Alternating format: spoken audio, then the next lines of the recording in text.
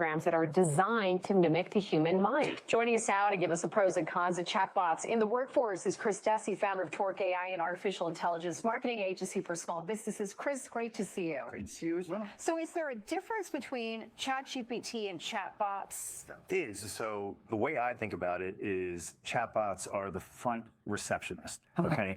ChatGPT is the intellectual property of the organization and the CEO or the board of directors, right? So the more power that ChatGPT has, the smarter that the chatbots get. Which is a good thing, but I don't understand where the fear comes from this. I understand the frustration. Yeah. Let's talk about the fear part.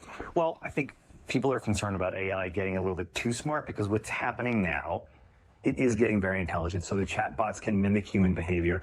And a lot of times people don't realize that they are in fact interacting with AI. And because of what ChatGPT can do and can have access to all of these different language models, it's a large language model, it can be very powerful.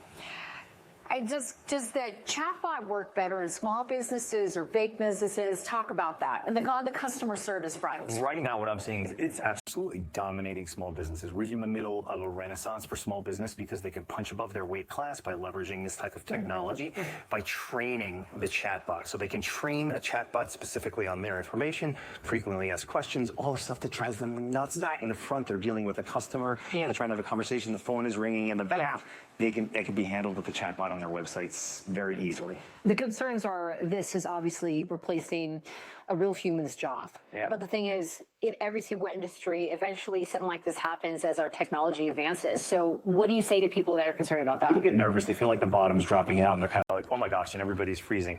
There are going to be multiple millions of jobs that are going to be impacted by AI, but I think this is okay because it's replacing repetitive, boring tasks. Once that happens, it's as if the receptionist could barely get through the day, and all of a sudden the receptionist has personality. The receptionist can sell for small businesses, so you can qualify a lead when they come to the website. Is this somebody that has buying intent? Then they can hand it off to a sales representative, and they can convert the lead.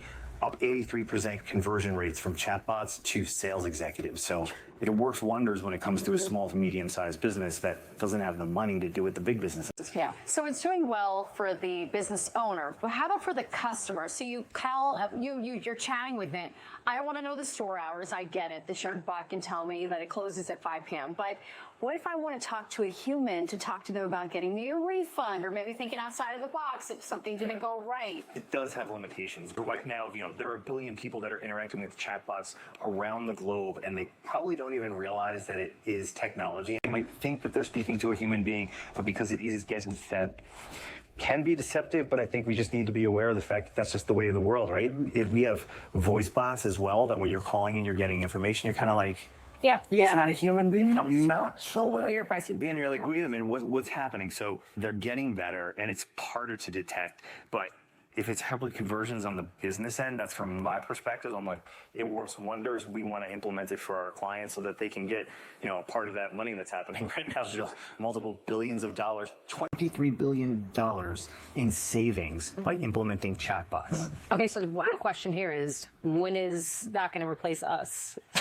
I think it's gonna enhance everything that we're doing. I really do. And I think I'm very excited about small businesses because I think they can punch above their weight class by gaining access to this technology that isn't as expensive as it used to be previously for big enterprise guys. So the heck with the big guys. I'm excited about small and mid-sized businesses right now that can generate a lot of revenue by converting people on their website. So we streamlines the process. Yeah.